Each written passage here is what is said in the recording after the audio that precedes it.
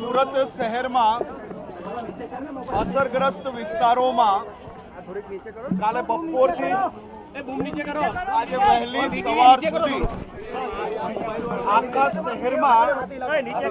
અસરગ્રસ્ત પરિવારોનું સર્વેની કામગીરી મોટા ભાગે પૂર્ણ કરવામાં આવી છે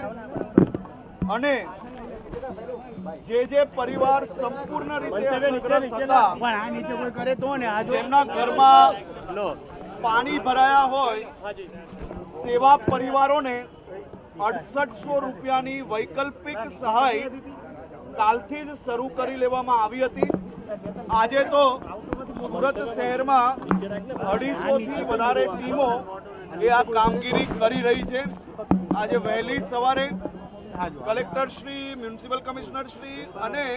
ચૂંટાયેલા પ્રતિનિધિઓ જોડે ગ્રાઉન્ડ ઝીરો પર આ તમામ સહાયની કામગીરીનું નિરીક્ષણ બી કરવામાં આવ્યું છે। આજે